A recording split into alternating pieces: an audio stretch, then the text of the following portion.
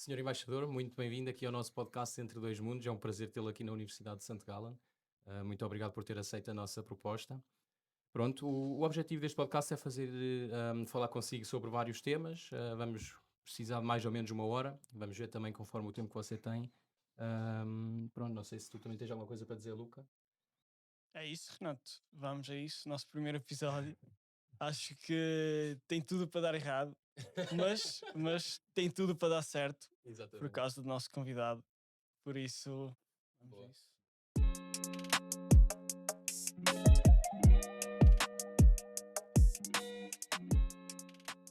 Então, pronto, neste caso, começo já com a primeira pergunta, também para os nossos espectadores. Se tivesse que apresentar em um minuto alguém que não o conhece tão bem, talvez, a sua função também, o que é que você diria?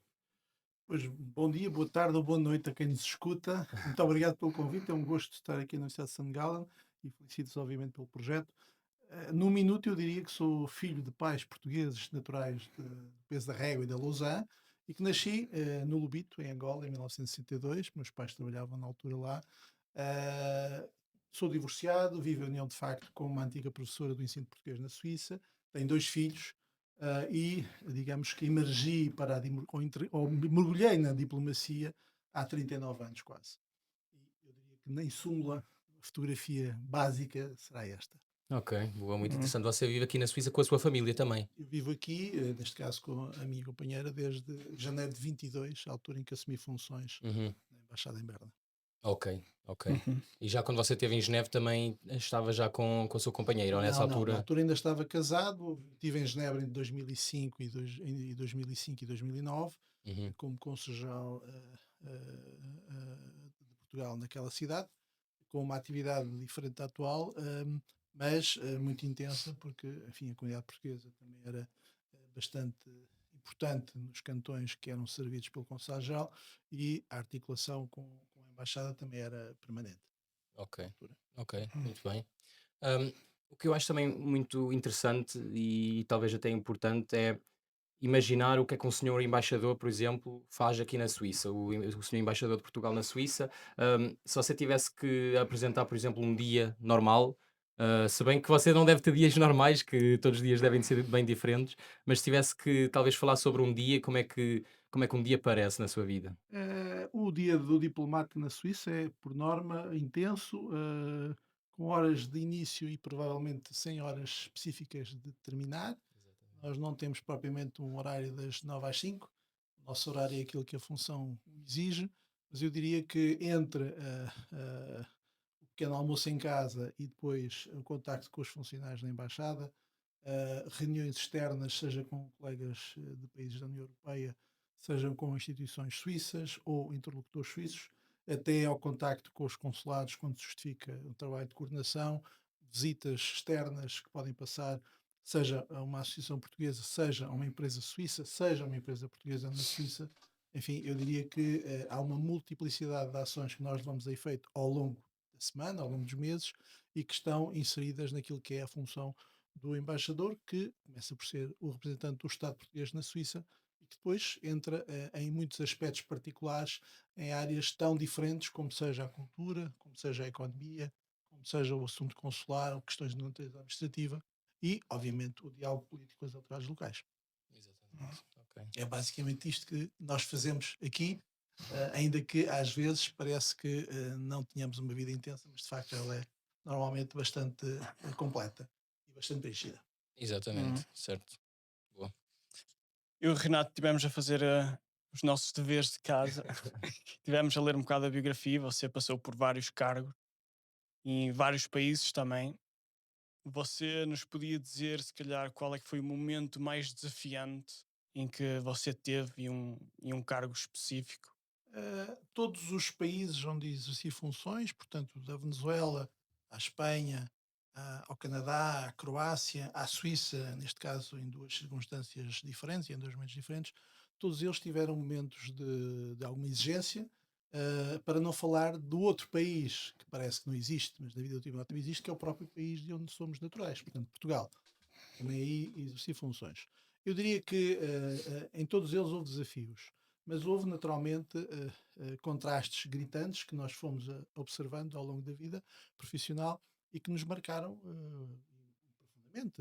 Eu recordo-me desde situações em que nós tivemos que lidar com casos de pobreza extrema ou situações de grande insegurança que, por exemplo, marcaram um pouco a minha passagem na Venezuela, enquanto lá estive já ainda muito jovem na altura, e foi a minha primeira missão externa foi na Embaixada em Caracas, até às constantes dificuldades de poder resolver e os desafios que tivemos que vencer quando portugueses em qualquer parte do mundo, no período que mediou a minha última passagem por Lisboa, entre 2016 e 2021, tiveram que ser ajudados por circunstâncias perfeitamente alheias à sua vontade. Portanto, as alterações climáticas também marcam a vida do diplomata.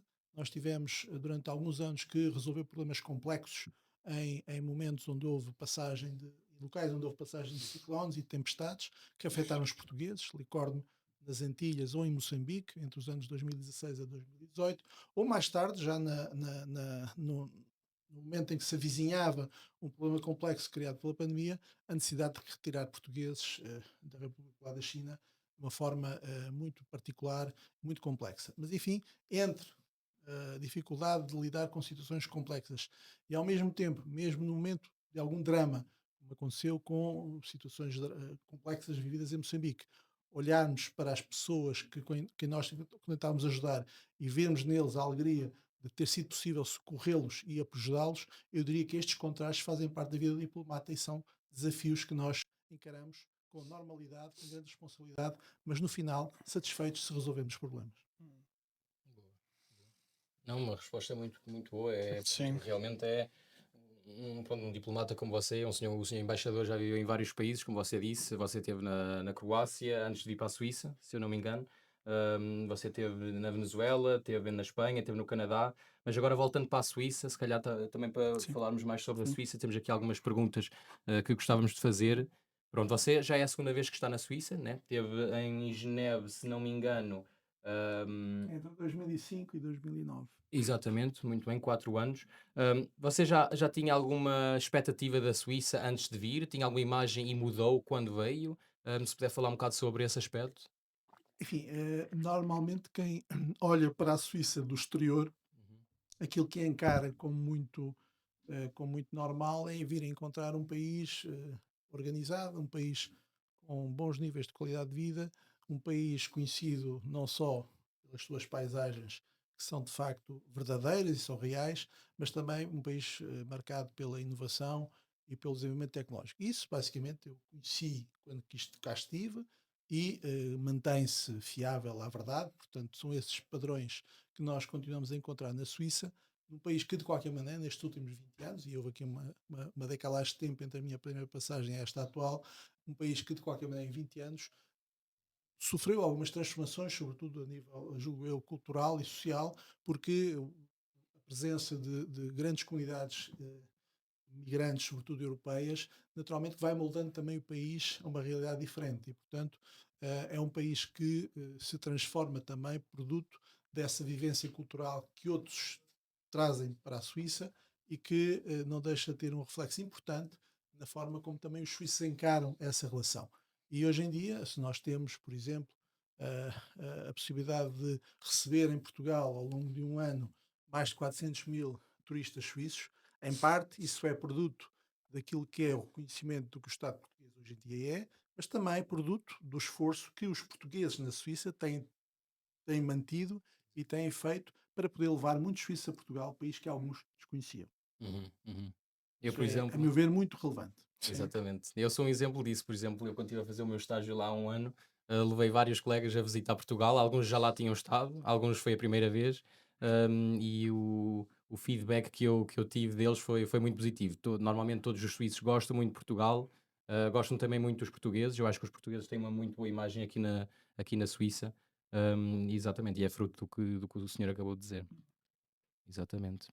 Hum, se você tivesse que dizer, se calhar, um aspecto, quando esteve aqui a primeira vez em 2025 e agora em 2026, 20 anos depois, houve alguma mudança drástica, talvez na mentalidade, na estrutura, houve alguma coisa, se calhar, que você tem em mente?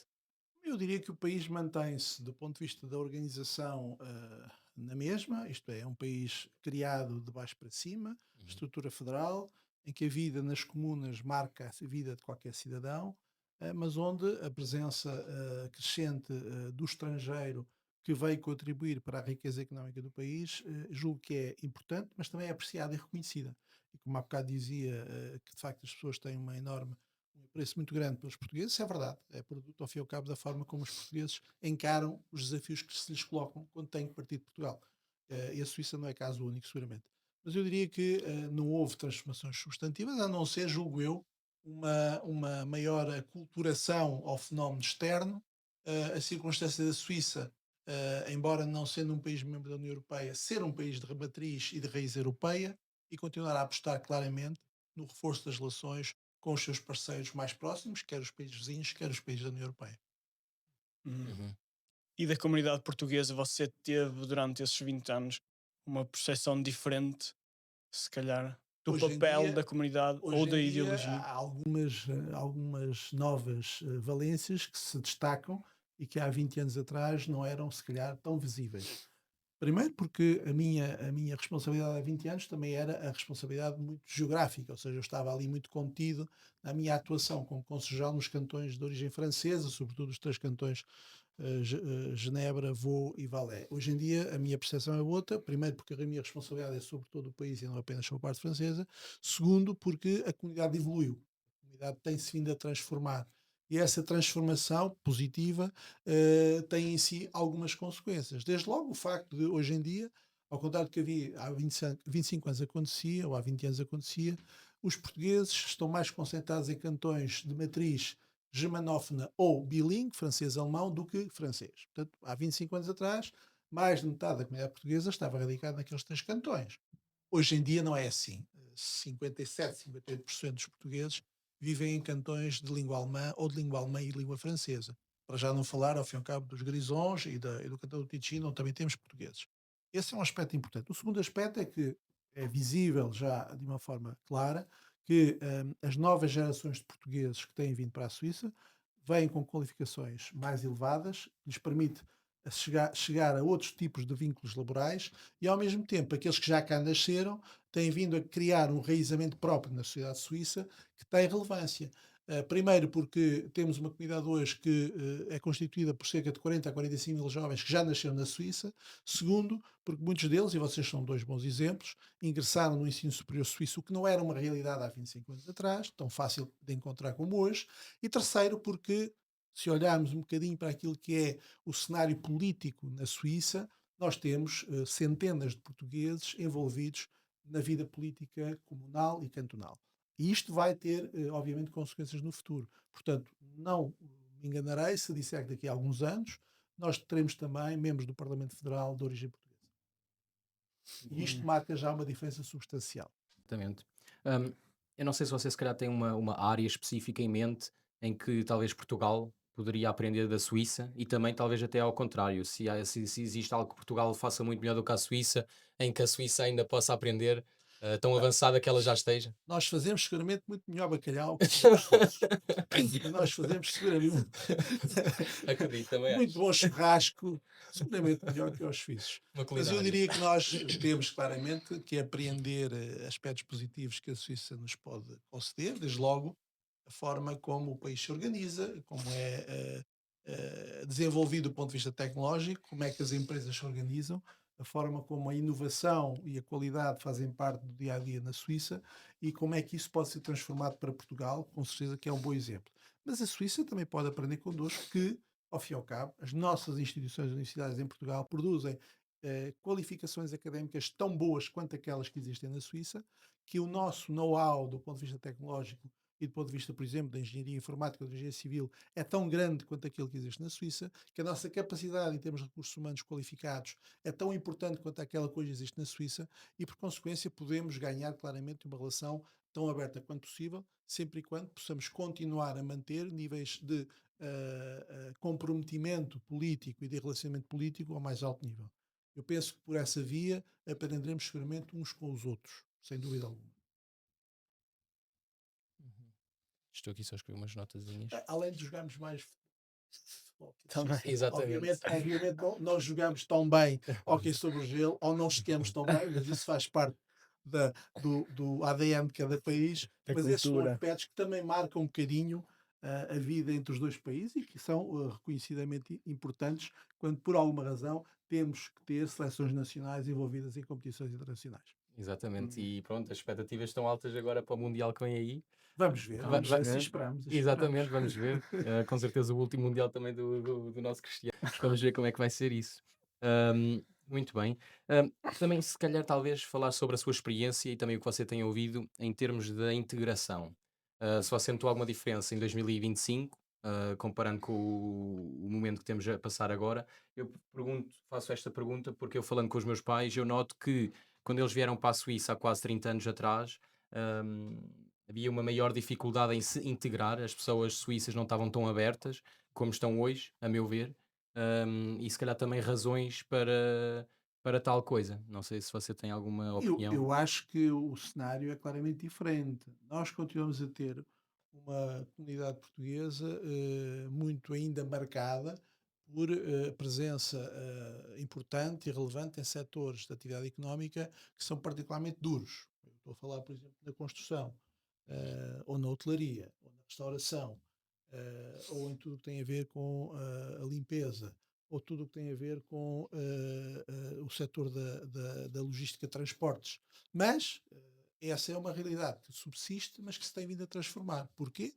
Porque hoje em dia, para além da formação que os jovens portugueses obtêm nas instituições suíças, seja ela a nível do ensino profissionalizante, seja a nível universitário, vai transformando a comunidade e por isso passam a aceder a outros postos de trabalho. Segundo, porque dentro da imigração que veio para a Suíça, também houve pessoal altamente qualificado que enriqueceu o tecido empresarial suíço. E não estou a falar apenas de médicos ou de enfermeiros, que existem na Suíça. Estou a falar também de engenheiros, que vêm trabalhar para empresas tecnologicamente avançadas na Suíça. E, portanto, até nesse aspecto, há diferença entre aquilo que havia há 20 ou 25 anos e o que existe hoje em dia. E essa transformação não se fica por aí. Temos hoje, claramente, em toda a Suíça, empresários em nome próprio, que têm as suas próprias empresas, que as montaram, que as instalaram, que as criaram e que servem a sociedade suíça. Temos empresas de diferente natureza a funcionar em vários cantões suíços, de matriz exclusivamente portuguesa. E, por consequência, esse é um aspecto novo que não havia há 20 ou 25 anos, mas que é produto normal do enraizamento dos portugueses na Suíça. É preciso ter presente que a Suíça continua a ter uma comunidade portuguesa estável, não tem uma comunidade portuguesa em redução nem em crescendo, mas o facto de a manter estável significa também que quem está cá consegue manter estándares de vida e atividade profissional que lhes permitem criar riqueza em prol próprio, mas em prol também do país. Ok. Só retocando na tua pergunta sobre a integração, você verbalizou que há 20 anos atrás os imigrantes iam mais para a parte francesa. Exatamente. Exatamente. Eu fui cônsul-geral em Genebra de 2005 a 2009. Em 2005 havia 100 mil portugueses na Suíça. Em 2009, quando saí, 150 mil. A grande maioria concentrados, mais de 60%, nos três cantões francófonos, ou de língua francesa e Sim. alemã, como é o caso do Valais. Hoje em dia a realidade é diferente. Primeiro, temos português em todos os cantões. Portanto, somos uma das poucas comunidades estrangeiras onde, em qualquer cantão, encontraremos um português. Segundo, temos portugueses que vêm progressivamente a criar maior raiz e maior presença e em número maior em cantões de língua não necessariamente francesa. Um bom exemplo, por exemplo, é o cantão de Friburgo, cantão bilingue, francês-alemão, onde 30% da comunidade tem menos de 18 anos e onde nós temos uma comunidade em crescendo. Aliás, hoje, falamos, o cantão de Friburgo já é o terceiro mais populoso na Suíça, já ultrapassou o cantão de Zurique. Portanto, isto significa que a comunidade vai se mudando e transformando. E ao mudar-se da sua localização e da sua residência, vai encontrando novos desafios e vai estabelecendo novas relações. E o cantão de Friburgo, porventura por também ser um cantão onde a vida política é permitida aos cidadãos estrangeiros, teve, há relativamente pouco tempo, há escassos meses, a possibilidade de ver nas listas partidárias para as eleições nas comunas a presença de dezenas largas de portugueses, alguns dos quais foram eleitos. Portanto, isto é um sintoma de mudança cujo processo é normal e que é importante que a comunidade se aperceba de que vai ganhando passo a passo degraus naquilo que tem a ver com a vida na sociedade local. Muito bem.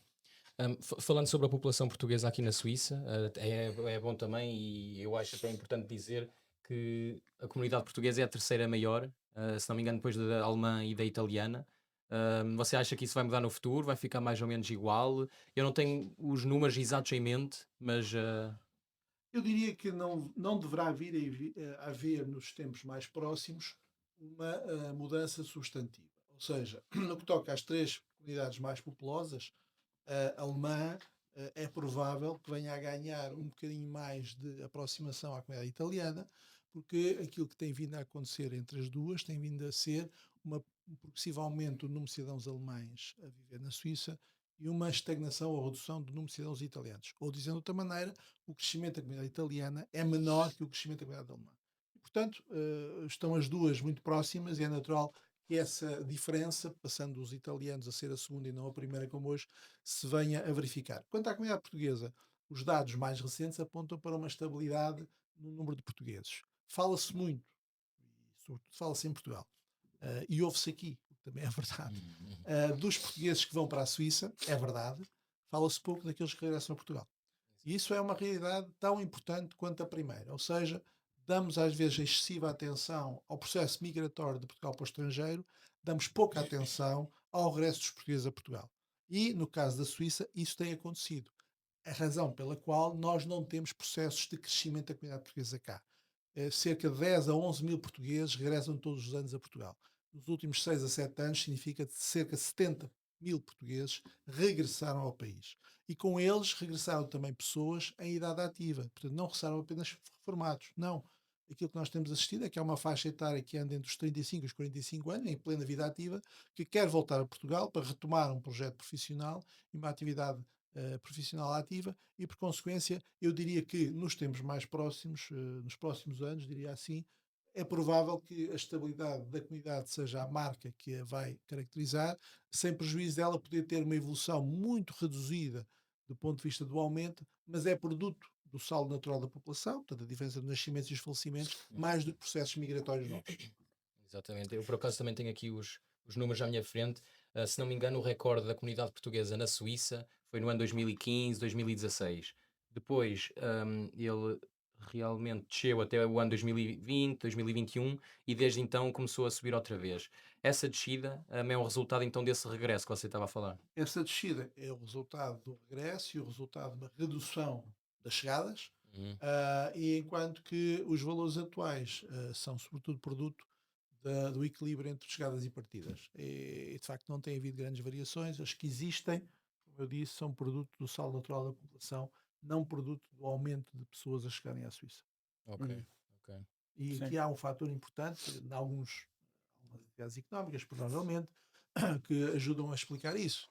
Eu estou a lembrar-me, por exemplo, na área da hotelaria ou da restauração, em alguns cantões, como sabem, é uma atividade sazonal, é uma atividade em que os portugueses trabalham bastante, mas não têm, digamos, períodos de contrato anuais, são contratos sazonais ou contratos de 9 meses, e portanto é natural que, em alguns casos, isso tenha que ser contrabalançado com a chegada de novas pessoas, ou, noutros casos, como acontece em alguns cantões, o nexo familiar, portanto, o facto de termos alguém em Portugal que quer vir trabalhar para a Suíça e alguém que está na Suíça que precisa que Hum, alguém venha, facilita, ao fim e ao cabo, a vinda de portugueses para cá.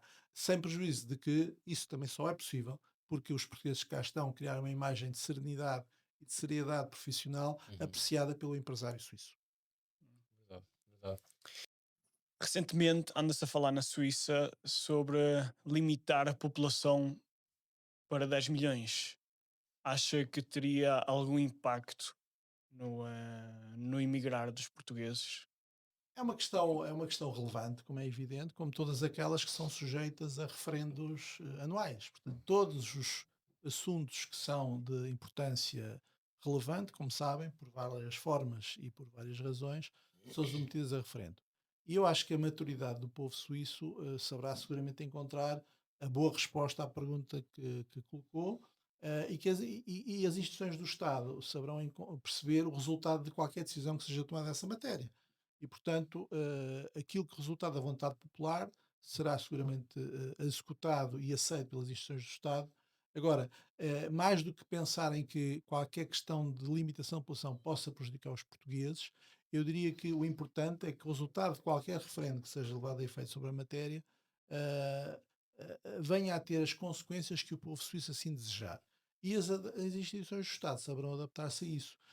Tenho algumas dúvidas que qualquer limitação do género possa vir a ser aceita e a ser necessário executar consequências para os portugueses residentes. É evidente quanto ao futuro e para outras comunidades ou para comunidades portuguesas no futuro, isso só se poderá apurar no momento em que eventualmente venha a acontecer. E a seu devido tempo, como sabem, aquilo que está neste momento em jogo, e para eu não devendo desenvolver muito o tema, porque é uma matéria do foro interno suíço, aquilo que se pretende no referendo, que por exemplo tem lugar no próximo dia 14 de junho, é a introdução de um limite constitucional para o aumento da população, que de qualquer maneira nunca seria um limite imposto desde já. Como sabem, qualquer Sim, sim. decisão em referendo tem que ser objeto de execução mais tarde, por via regulamentar, e, portanto, haverá que dar tempo ao tempo, mas, como eu digo, e voltando ao princípio para responder à sua pergunta, eu acho que a maturidade do povo suíço falará sempre mais alto, Certo. incluindo a maturidade dos portugueses com a nacionalidade suíça, podem e devem votar, como é evidente, que assim esperamos. Exatamente, boa.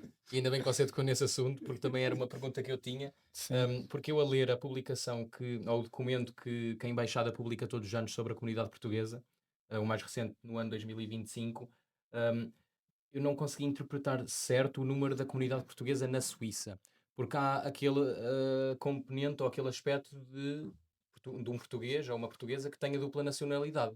Como é que isso afeta esses números? Não, vamos lá ver uma coisa. Os dados que nós divulgamos Uhum, e que divulgamos anualmente têm como fonte as estatísticas suíças relativamente à população residente estrangeira. E, ok, portanto, os portugueses que, como tal, estão registados na Suíça junto às autoridades como portugueses são aqueles que estão divulgados e andarão hoje em dia à volta dos 262, 203 mil portugueses. exatamente.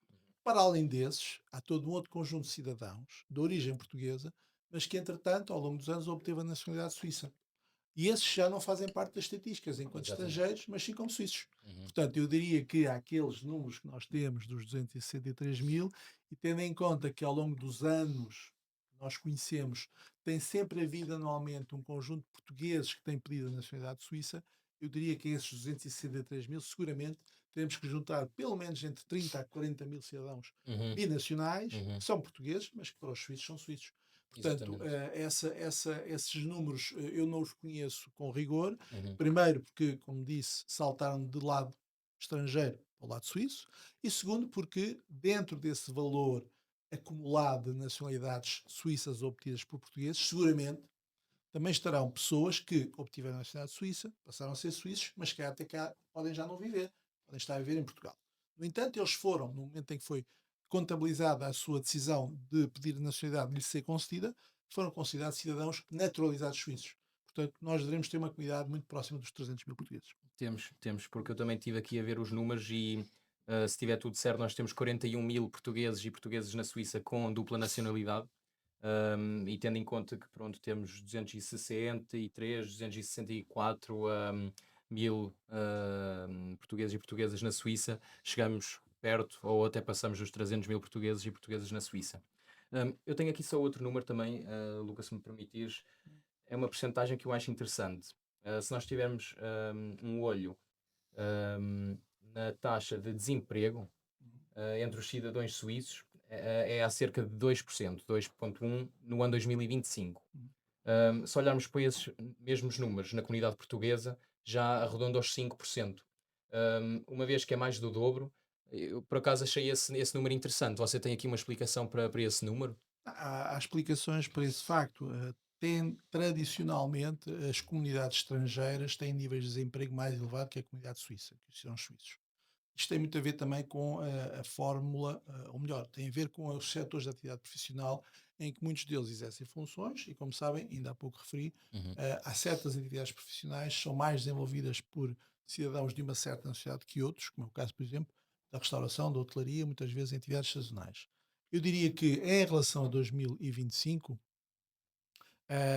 Os valores atingidos são normais para aquilo que tem sido a história recente do desemprego, mas se compararmos, se fizermos uma comparação por nacionalidade, no final de 2025, a comunidade portuguesa estava numa situação intermédia. A taxa de desemprego geral em 2025, no final do ano, era de 3,1% no total da população residente, 2,1% entre suíços e 5,6% no conjunto de estrangeiros. No caso dos portugueses, já no final do ano passado, a taxa estava em 4,8%. Estava acima da média nacional, mas abaixo da média das comunidades estrangeiras. E os dados do desemprego têm muito a ver com esta leitura estrutural que nós temos daquilo que tem a ver com os portugueses. O setor da construção concentra isoladamente só por si cerca de 25% dos empregados portugueses, correspondendo a um volume importante, e é o mais representado, a seguir ao comércio e a reparação automóvel, logo a seguir a hotelaria e a restauração. E os dados que estão conhecidos e são divulgados e foram divulgados em relação a 2005 consolidam uma certa inversão face à trajetória que tinha ocorrido até 2024, em que de facto a percentagem de desempregados portugueses da comunidade portuguesa era ainda maior. Eu diria que é normal que seja assim e é de qualquer maneira uma percentagem inferior ao que tinha vindo a acontecer nos anos de 22, 23 e 24. Uhum, uhum. E continua a ser um número bom, porque, como você disse, a média da comunidade estrangeira é de São maiores. 5,6, é maior Exatamente. do que a, de português, a Exatamente. média portuguesa, por Exatamente. isso não é um número assustador, Não, é não. exatamente. Vamos para o papel da embaixada, acho que é um tópico muito importante, porque quando eu estava a falar deste podcast e sobre o que é que nós íamos falar, as pessoas abordavam-me e perguntavam: embaixada, consulado, qual é a diferença entre os dois? Não, é natural, aliás, como eu comecei por dizer no início do ano, há às vezes uma imagem difusa do que é ser um diplomata, não é? E às vezes nós diplomatas em geral, e em certos países em particular, somos muito colados com uma certa vida social, em que pouco se faz, e as coisas não são assim. Bom, começo logo por dizer, a Embaixada representa o Estado português na Suíça, o embaixador é nomeado pelo chefe de Estado, sob proposta do governo, e é o embaixador que mantém o diálogo direto com as autoridades locais, independentemente do país onde se encontra. Depois, de acordo com aquilo que é a estrutura de cada país, esse contacto pode ser mais assíduo com autoridades em qualquer parte do território ou menos assíduo. No caso da Suíça, enquanto a estrutura federal do Estado suíço, o embaixador dialoga diretamente com as autoridades federais, o governo federal, com as instituições do governo federal, com o Parlamento Federal, e também o pode fazer com as autoridades cantonais, embora, por ter representantes do Estado também nomeados na Suíça, os dois consulados gerais, os dois cônsules gerais, em Genebra e em Zurique, sejam eles eventualmente mais avocados a essa função. E, portanto, o embaixador e a embaixada representam o Estado português, representam os interesses dos portugueses, representam os interesses das empresas portuguesas em território suíço, promovem a relação comercial entre os dois países, promovem o investimento externo suíço em Portugal e coordenam o trabalho dos consulados e o contacto direto com as comunidades portuguesas, com as associações portuguesas, com os organismos vivos das comunidades portuguesas, mantendo um contacto estreito e direto com os dois cônsules-gerais. A diferença é que o cônsul-geral atua no seu território apenas, enquanto que o embaixador atua em todo o território suíço, e depois o cônsul-geral dedica-se sobretudo às questões de natureza administrativa e consular da comunidade portuguesa. Portanto, nós também temos na embaixada um serviço consular mais pequeno. No entanto, eu, para dar o exemplo, e o serviço consular da embaixada em Berna, muito provavelmente, se nascer um bebé filho de pais portugueses do cantão de St. Gallen, por exemplo, não será a embaixada que irá tratar do registro de nascimento desse bebé, será o consulado-geral em Zurique.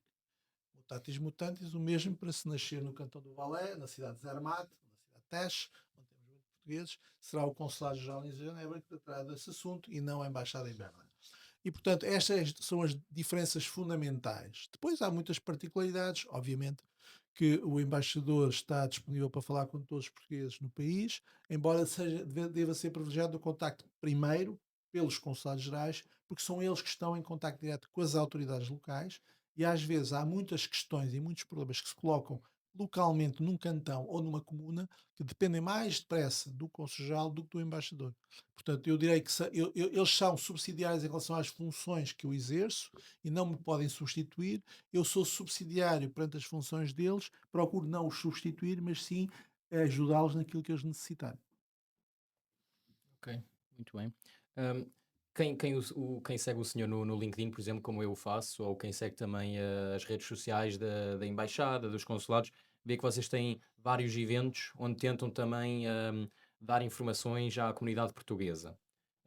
Vendo às vezes essas fotos, não sei, também foi comentários de pessoas que me disseram também que parece que não conseguem sempre alcançar a comunidade mais jovem.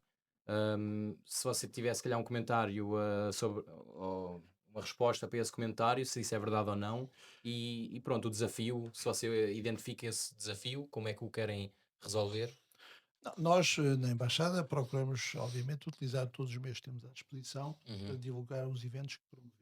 uhum, Quer a Embaixada, quer a delegação da AICEP, portanto, da Agência de Comércio Externo Português na Suíça, quer as atividades dos serviços de ensino, da coordenação de ensino em Berna. E usamos os meios sociais que temos à nossa disposição, mas também aqueles que somos capazes de gerir. Ou seja, divulga-se, é normal e comum hoje em dia, em qualquer parte do mundo, utilizar essas redes sociais para fazer divulgação de eventos, convocatórios para reuniões, mas também é preciso alguma capacidade de gestão desses mecanismos de comunicação moderna, o que nem sempre é algo que possa ser feito de uma forma plena e permanente. E por isso, aquilo que nós procuramos é que as atividades sejam direcionadas para a comunidade portuguesa em geral e para a comunidade suíça. Procuramos cativar o interesse dos jovens quando os eventos são destinados sobretudo aos jovens. Consideramos que provavelmente não somos tão dedicados o suficiente ou não profundamente conhecedores de todo o enredo das redes sociais para o fazer da melhor forma possível, mas julgo que isto é um trabalho permanente que deve ser feito todos os dias e que seguramente com perseverança conseguiremos chegar ao maior número de portugueses. Há outra realidade também, é que apesar da divulgação que é feita, apesar do esforço que é levado a efeito para a preparação de atividades, a verdade é que às vezes o grau de receptividade é escasso, mesmo quando os assuntos são do interesse dos próprios portugueses.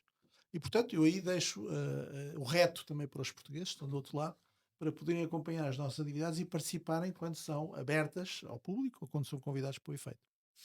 boa, boa. Eu só tenho aqui também mais uma pergunta, que toca no mesmo assunto, que é, há pouco tempo também a embaixada, e os consulados, aumentaram o número de serviços que podem ser feitos também digitalmente, online.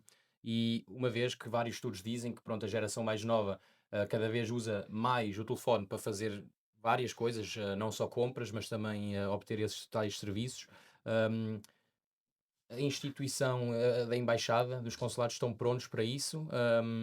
Vão aumentar ainda mais, os serviços, hã, digitalmente? Ou está previsto algum update nos próximos tempos? Eu diria que isto é um processo em permanente evolução e que, de facto, tem sofrido algumas evoluções, julgo eu, positivas e algumas inovações. A Embaixada e os dois consulados-gerais têm à disposição de todos os portugueses também opções da prática de atos administrativos, como pedido de uma certidão ou até a inscrição consular. Pode já ser feito através daquilo que se designa como consulado virtual. É uma plataforma online disponível, consularvirtual.pt, e que, com o mero uso da chave móvel digital, permite interação imediata com os serviços públicos sem necessidade de deslocação ao local. Mas, para além dessa valência, os consulados em si e a embaixada promovem também serviços desmaterializados e, portanto, hoje em dia, e só para dar o exemplo que é mais simples, é sabido que os serviços de registro civil na Suíça, sempre e quando algum português quer casar ou sempre e quando algum bebê vai nascer, os serviços suíços requerem a emissão por parte dos pais ou dos noivos de uma certidão de nascimento em modelo internacional. Hoje em dia isso é pedido por via eletrónica, por exemplo, para a embaixada, é pago por via eletrónica também, o Uhum. documento é emitido e enviado para a casa do utente, não há necessidade de deslocação nenhuma ao serviço. Eu diria que estes procedimentos vão continuar a ser implementados, seguramente alargados, com o intuito de permitir que as pessoas não só tenham o contacto com os consulados da forma tradicional, com a deslocação pessoal, mas também que possam pedir por via eletrónica tratamento de questões administrativas que não requerem a sua deslocação, poupando tempo e dinheiro, obviamente, também para esse efeito. E isto é algo que, como eu disse, terá que ser expandido pouco a pouco e esperamos que as pessoas também o adiram. Um aspecto muito importante para que isto possa ser verdadeiro e que possa ser de interesse para as pessoas é que, e eu acho que este aspecto é ainda pouco conhecido na Suíça e tenderá a ter que estender-se, é a utilização da chave móvel digital. Portanto, quem tem um cartão cidadão deve preocupar-se em saber como é que funciona a chave móvel digital, porque ela permite-lhe, não só aqui na Suíça, mas também em Portugal, quando vão de férias a Portugal, aceder a uma série de serviços públicos sem necessidade de se deslocarem aos locais físicos dos serviços. Exatamente. Acho que isso é muito importante. A digitalização é o nosso futuro e nós, em Portugal, geral, acho que temos o problema, e é a minha opinião, não sei qual é que é a tua. Temos um grande problema que é a papelada, a burocracia. Acha que isto podia ser, se calhar, uma resolução do problema? Acho que a burocracia não é um problema em Portugal, é um problema em muitos países. Portanto, comecemos por aí. Eu não sei, às vezes, em certas circunstâncias, quem é mais burocrata. Se o funcionário público suíço, se o funcionário público português. Portanto, não podemos é demonizar o assunto. Ou seja, isto não é um monstro de muitas cabeças, é uma forma de trabalhar que deve, de preferência, ser o mais flexibilizada possível e mais simplificada possível, mas é natural que, às vezes, para certos procedimentos que na Suíça os portugueses estejam habituados a serem feitos de uma maneira, serem feitos de forma diferente em Portugal, eventualmente com mais exigência documental, pode ser um problema. Mas devemos encará-lo com alguma ligeireza, no sentido de tentarmos descomplexificar, porque não é a burocracia que deixará de permitir que um português obtenha um documento determinado.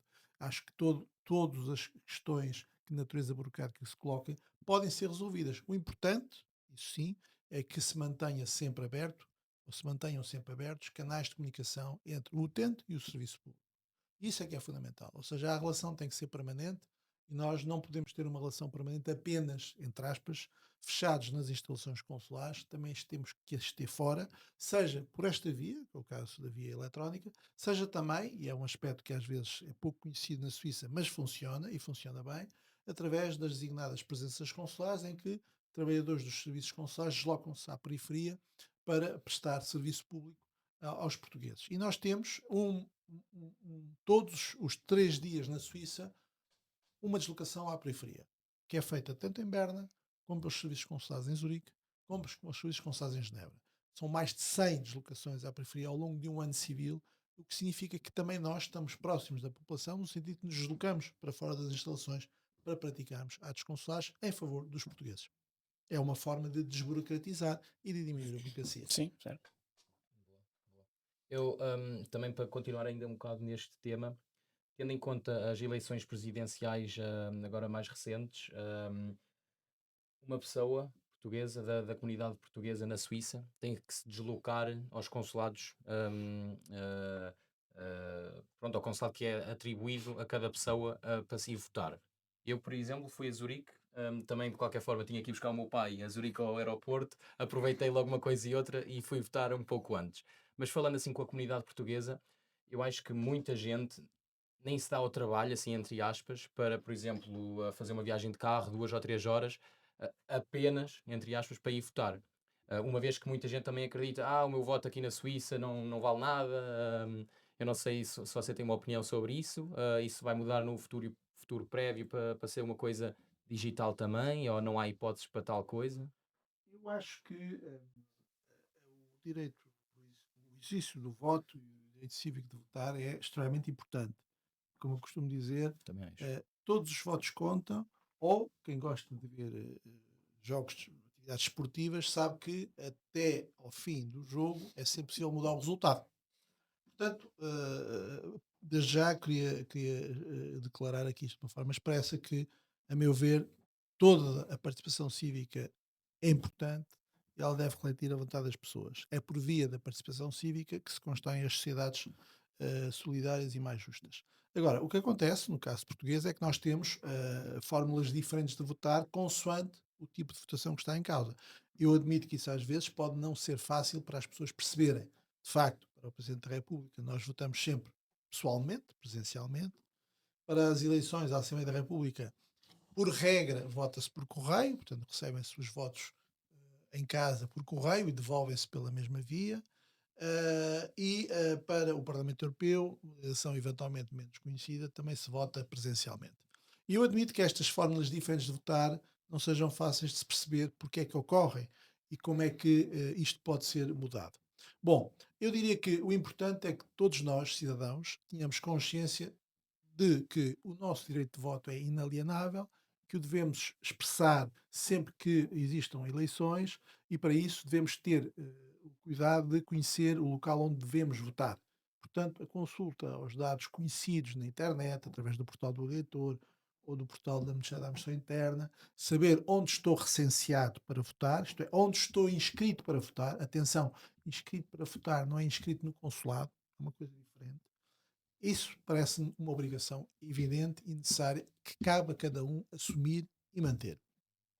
Agora, é como sabem, hoje em dia muito discutido publicamente em diversos meios, não só sociais como também políticos, se de facto a dificuldade do exercício do voto está ou não está ligada à distância dos locais de voto quando o voto é presencial, se a dificuldade em votar está muitas vezes ligada a um erro dos correios no envio dos boletins de voto, no caso das eleições para a Presidência da República, e por consequência, às vezes, vai-se criando a ideias, muitas pessoas, que o melhor é resolver isto como se estivéssemos no multibanco. Isto é, vamos ao caixa e levantamos dinheiro, não precisamos ir ao banco.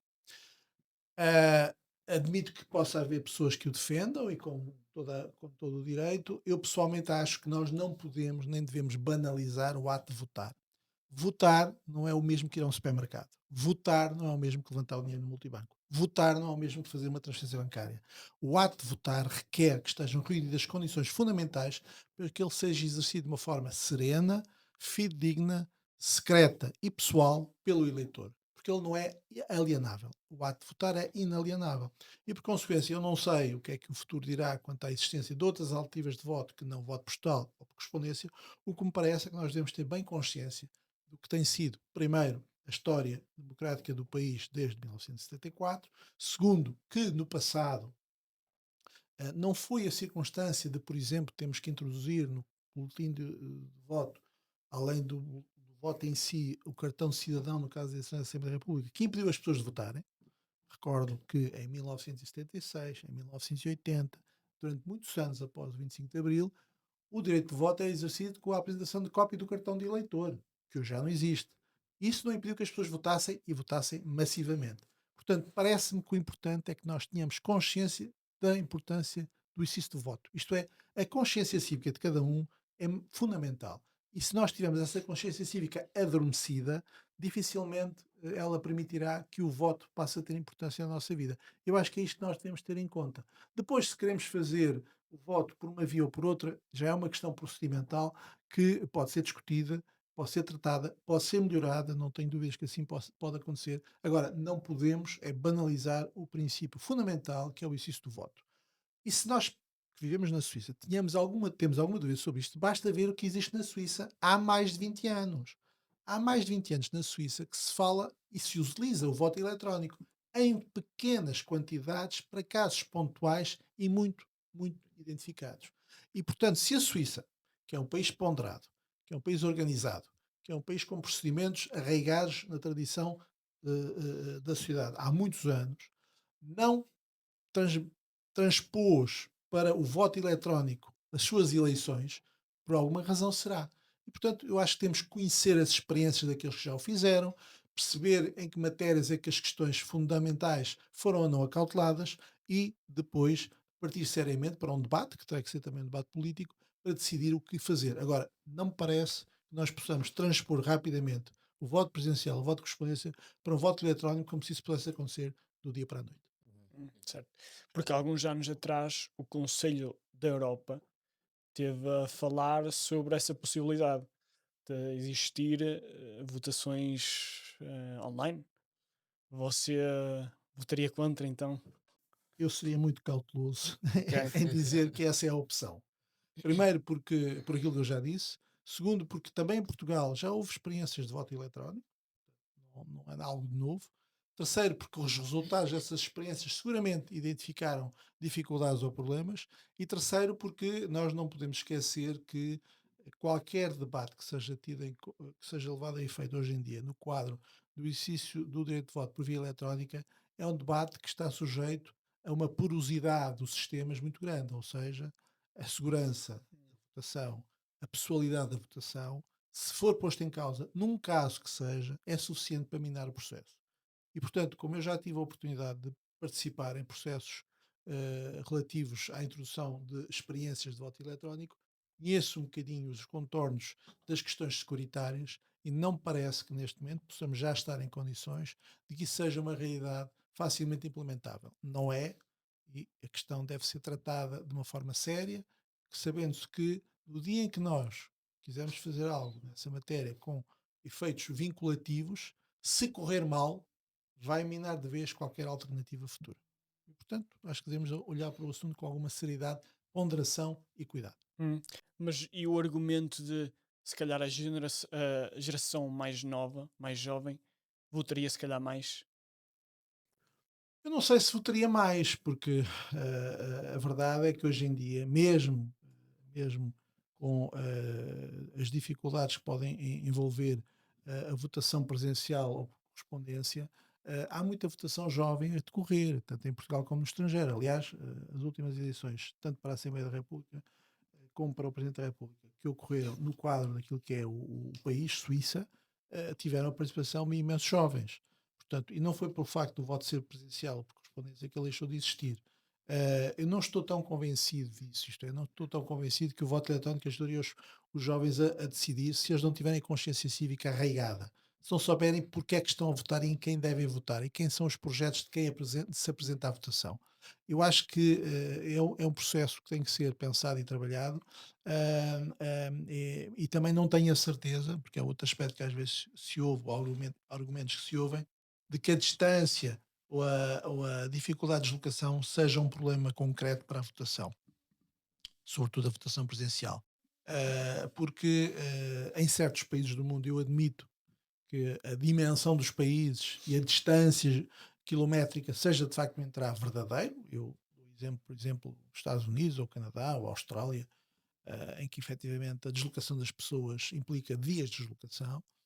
Mas, por exemplo, na Suíça, com o funcionamento ainda impecável dos comboios suíços e com a possibilidade de a gente se deslocar de um local a outra Suíça em menos de 3 ou 3 horas e meia, eu penso que esse problema não existe.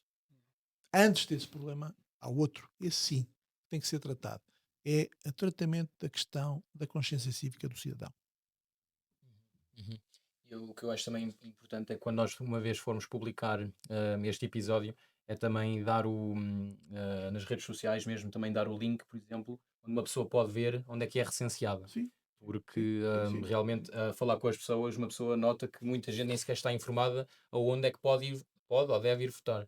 E a questão aqui do voto não pode ser olhada apenas para a geração mais jovem, que Hum, obviamente é fundamental e essencial, mas também temos que olhar para a geração menos jovem. E, portanto, se me dizem que o voto eletrónico atraía muito gente mais jovem, provavelmente deixaria de atrair gente menos jovem. Portanto, eu diria que temos que olhar para a maçã completa e não apenas para metade da maçã. exato, exato. Ou ter uma solução, se calhar, dupla.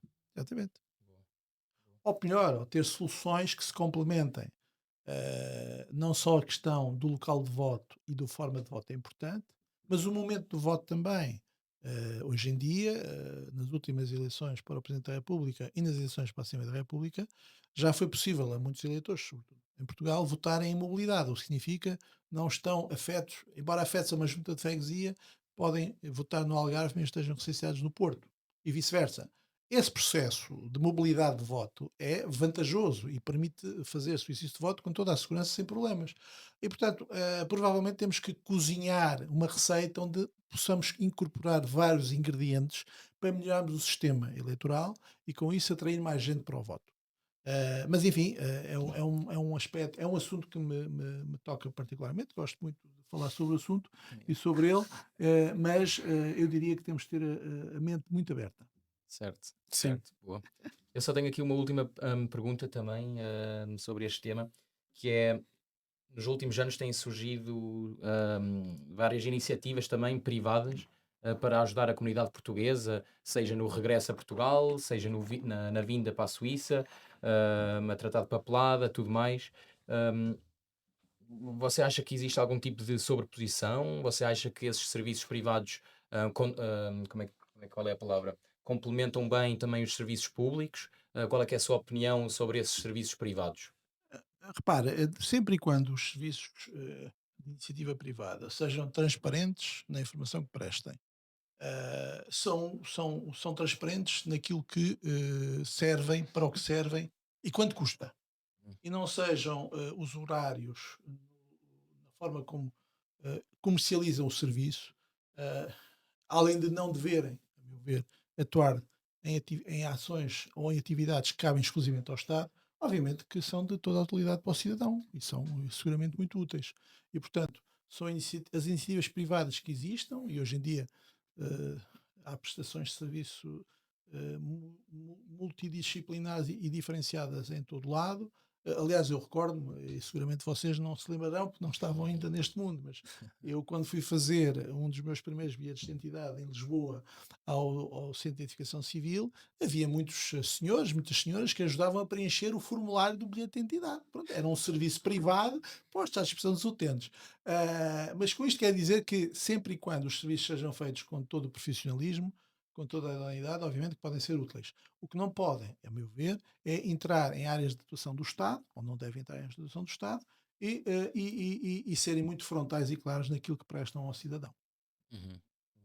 Um, e também, relativamente a esta pergunta, existe uma parceria ou existem várias parcerias entre entidades públicas e privadas? Vai existir no futuro? Você não vê sentido para tal coisa? Não, a Embaixada e os consulados estão em permanente trabalho de parceria com as instituições da sociedade suíça, sejam elas suíças, sejam elas portuguesas, sejam elas de direito suíço, sejam elas de direito suíço, mas vocacionadas com as associações portuguesas. Uhum. E, portanto, a Embaixada colabora e colaborará sempre com associações portuguesas que queiram levar a efeito iniciativas, sobretudo em matéria de sensibilização, de informação. Isso tem vindo a acontecer. E também instituições privadas. Aliás, na área, por exemplo, dos serviços financeiros da Banca Portuguesa na Suíça, isso já tem ocorrido e vai continuar a ocorrer. E, portanto, quando nós, Embaixada ou Consulados, somos chamados a participar em ações que divulguem programas do Estado português para melhor informar os portugueses sobre direitos que lhes assistem, nós temos todo o interesse em colaborar e assim tem acontecido. E, portanto, não é de hoje, já tem algum tempo e vai continuar a suceder. De uma forma absolutamente não comercial e absolutamente gratuita, como é evidente. Certíssimo, certíssimo. Vamos se calhar então mudar para o tema que temos aqui, que é a relação entre Portugal e Suíça. E eu, por exemplo, gostava de saber quais é que são as atuais prioridades, ou desafios até, em que você está focado, a Embaixada está focado também, com a Suíça, no âmbito da relação bilateral entre esses dois países. Nós temos estado sempre avocados e estaremos sempre interessados em melhorar aquilo que constitui a relação política ao mais alto nível entre os dois países. Faz parte do nosso trabalho, é uma das responsabilidades que incumbe à Embaixada, é que o diálogo político seja mantido, seja melhorado, seja intensificado e isso tem vindo a acontecer há alguns anos esta parte. A questão da pandemia, obviamente que reduziu o nível de contacto entre os dois países, mas isso aconteceu em todo o mundo, e que depois da pandemia foram retomados os contactos, tanto a nível de chefes de Estado, como a nível, com a presença também do Sr. Primeiro-Ministro em território suíço, com a deslocação recente do Ministro dos Negócios Estrangeiros suíço a Portugal e com a próxima deslocação a Portugal, já no mês de julho, de uma delegação parlamentar suíça que fará uma visita oficial ao nosso Parlamento. Portanto, isso é algo que faz parte da nossa atividade corrente e vai continuar a suceder. E é por aí que depois se podem desenvolver outros aspectos da relação entre os dois Estados, tanto a nível comercial, como a nível económico, como a nível cultural. E nós temos nessa matéria interesses muito particulares, porque a Suíça é um parceiro europeu importante para o nosso país, é, além de alojar uma importante comunidade portuguesa, é um país que investe em Portugal, que tem bons projetos em matéria de investimento em Portugal, que convém serem acompanhados, que convém serem multiplicados de uma forma organizada de forma a que seja não só benéfico para a sociedade portuguesa e para municípios portugueses, mas também para a própria empresa que investe. Uhum, Hum. uhum. E é verdade, não só a Suíça investe em Portugal, como também a comunidade portuguesa que está na Suíça muitas vezes vem para aqui, ganha o seu dinheiro e muito, ou uma grande parte desse dinheiro depois volta para Sim, Portugal para ser investido lá. nós temos bons exemplos dessa relação, quer no que toca ao investimento suíço em Portugal, e alguns deles bem recentes, portanto é conhecido e é público que o Banco Julius Baer começou a Uhum, ter atividade em Portugal, que a empresa S de autocarros elétricos, sediada em Bellach, no cantão de Berna, inaugurou uma unidade industrial em Famalicão no final de 2022, que exporta para a Suíça autocarros todas as semanas, que o braço da RUAG, em matéria da setor aeroespacial, a Bion Gravity, abriu um centro de competências em Lisboa, que a Ficha Connecta está instalada em Amarante, ou então que, por exemplo, um empresário português na área do polimento de materiais nobres para relógios e que tem uma fábrica importante em La Chaux-de-Fonds, a calçada Polissage, se reforçou a sua atividade em Portugal e hoje em dia, à sua volta, foi criado um polo em Santa Maria da Feira em matéria de trabalhos para grandes empresas de relojoaria e marroquinaria que são exemplos de empresários portugueses que foram para Portugal a apostar claramente no investimento em Portugal. Portanto, vemos bem com estes exemplos como é que tudo tem vindo a decorrer nos últimos anos e estamos confiantes em que isso seja assim no futuro próximo. uhum. Muito bem, muito bem. Ahm, Se calhar, não sei, tens aqui mais alguma pergunta em termos de relação entre os dois países? Já não sei se há alguma coisa em que você está diretamente a trabalhar com identidades ou entidades suíças que o público geral se calhar desconhece. Não há assim muito que eu possa neste momento divulgar que possa Ok. ser público. Seguramente continuamos a trabalhar no sentido de reforçar, como eu disse, o diálogo político. Portanto, esperamos poder ver que ele se mantenha vivo, como tem Uhum, acontecido nos últimos anos, e que aquilo que hoje em dia é um salutar crescimento do comércio e da relação económica se mantenha. O ano passado vendemos para a Suíça 3 mil milhões de euros de mercadorias e serviços. Temos mais de 4.800 empresas a exportar para a Suíça. Temos um importante investimento suíço em Portugal. A Suíça é o sétimo investidor em Portugal. A Suíça representa para as exportações portuguesas o 11º mercado. Temos 400 mil turistas a visitar Portugal todos os anos. Temos 250 voos semanais em época alta entre os dois países. Tudo isto são elementos muito importantes e que se devem manter e, se possível, melhorar no futuro. E é nisso que nós apostamos. uhum, uhum. Eu não sei se você tem em mente ou se calhar tem aí nas suas notas o número também ou o valor que a comunidade portuguesa na Suíça manda para São Portugal cerca de, anualmente. são cerca de 1.000 milhões de euros por ano, tem sido basicamente esse o valor. Hum, Em primeira posição nos anos de 23, 24 e 25, foi o segundo país para onde houve maiores remessas para Portugal no ano 2025, a seguir à Certo. França, mas os valores andam à volta destes montantes, o que significa quase 25% do total das remessas de imigrantes portugueses em todo o mundo para Portugal, o que é significativo Exatamente. tendo em conta, sobretudo, e comparando com a França, que a comunidade portuguesa na Suíça é bastante menor que a da França e, no entanto, tem valores de remessas muito significativos. Exatamente. Pois porque eu estava aqui à procura desse valor, mas não estava a São encontrar. cerca Muito, de muito 1.100 milhões por ano. Ok, boa, boa. Se tivesse hoje 20 anos e estivesse a viver em Portugal, consideraria emigrar para um país como a Suíça? Porquê? Eu acho que a imigração é uma decisão, obviamente, de natureza individual e que tem que ser bem ponderada. Às vezes, a melhor solução para o desenvolvimento de projetos pessoais não passa apenas pelo estrangeiro, mas a passar, eu penso que tem que se saber se temos ou não competências necessárias para assumir o projeto e para esse projeto ser um projeto de sucesso, porque não pode nem deve ser um projeto de frustração. Ah, eu acho que aquilo que me parece mais óbvio, tendo em conta que a visão de um jovem como vós, hoje em dia, não é porventura a mesma de um jovem quando eu terminei a universidade, já tem uns anos, há 35 anos atrás, há 40 anos atrás, praticamente. há 40 anos atrás, o jovem português que terminava a universidade, nos anos 80, a visão dele não era necessariamente a visão do mercado de trabalho centrado no mundo, na Europa. Provavelmente ele daria preferência a Portugal. Eu hoje em dia reconheço que, obviamente, tudo aquilo que tem sido a evolução do mundo e a facilidade de movimentação de jovens no mundo faz com que eles olhem para o estrangeiro como uma opção. Eu diria que os que estão e se me permitem esta sugestão, é que aqueles que estão em Portugal acho que devem confiar no seu país e devem desbravar caminhos, que sejam de caminhos arrojados, mas também sejam equilibrados nas decisões. Há os que estão na Suíça e que mantêm vivos laços com o país onde nasceram os seus pais, os seus avós. O que eu sugiro é que eles se mantenham vivos, porque também esse país que viu nascer os seus pais e os seus avós também é um país de oportunidades. Prova está naquilo que eu disse há pouco, que é o fluxo de pessoas que vai entrando e saindo da Suíça para Portugal e vice-versa, mantém-se equilibrado, o que significa que quem aqui esteve durante anos continua a crer no país que os viu nascer, ou nasceu os seus pais, e acredita nesse país. Agora, admito obviamente que a visão do mundo hoje eh, atraia muito mais um jovem em querer sair para fora do que aquela necessidade que tinha esse mesmo jovem quando em Portugal terminou os seus estudos nos anos 80. Mas enfim, são duas gerações diferentes. Sim, certo. Exatamente.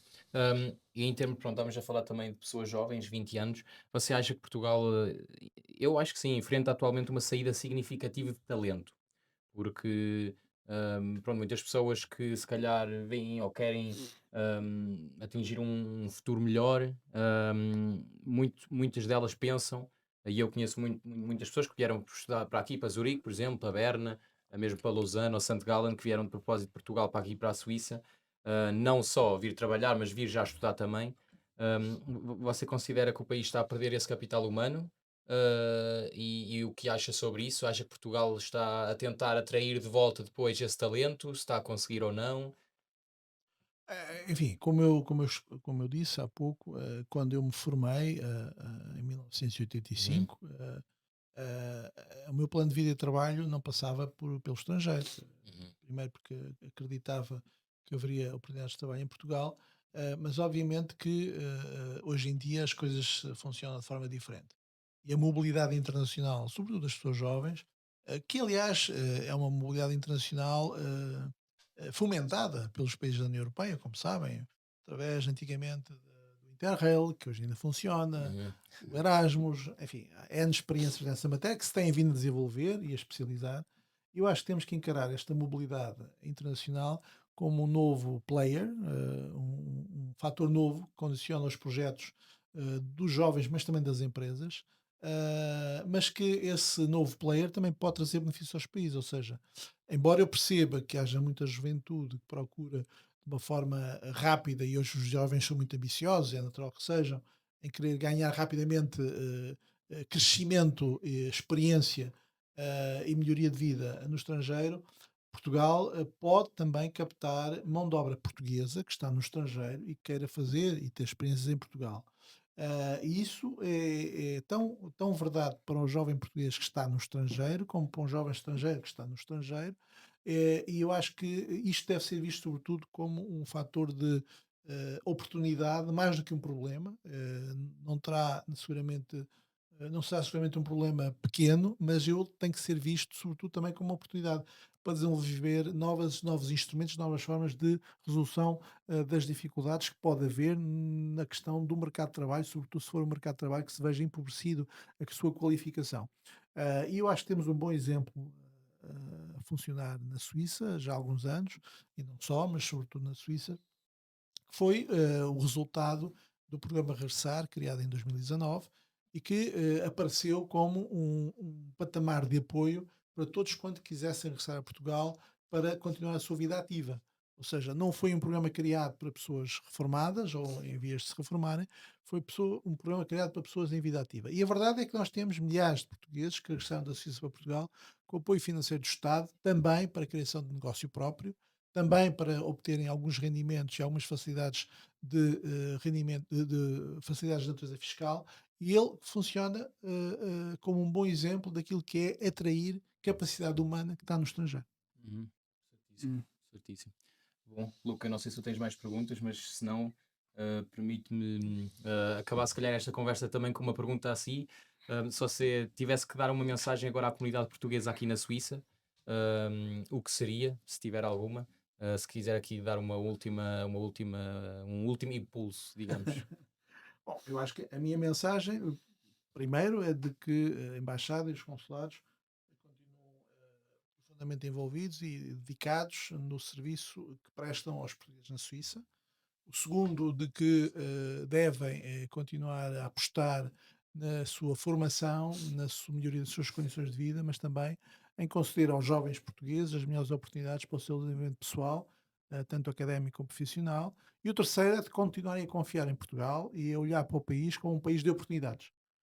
Nós não deixamos de ter problemas, como todos os países no mundo, mas somos capazes, com bom engenho, muita garra e determinação, de superar as dificuldades. Tem sido isso o que tem acontecido no passado, estou seguro que é o que acontecerá no futuro. Muito Boa. obrigado. É Muito isso. obrigado também. Obrigado. E fica aqui então agora só também a nós agradecer à Universidade de St. Gallen por nos prestar estes recursos todos. Pronto, simplesmente temos aqui numa sala de St. Gallen, temos a usar o material. Eles não falam português, mas pronto, fica aqui nós a agradecer. O agradecimento da Exatamente. mesma. E pronto, antes que as nossas câmaras arrebentem, vamos se calhar É então verdade. terminar. Muito obrigado, Sr. Embaixador. Obrigado a vós e Obrigado. felicidades para o projeto. Muito Boa, muito obrigado. obrigado. Obrigado.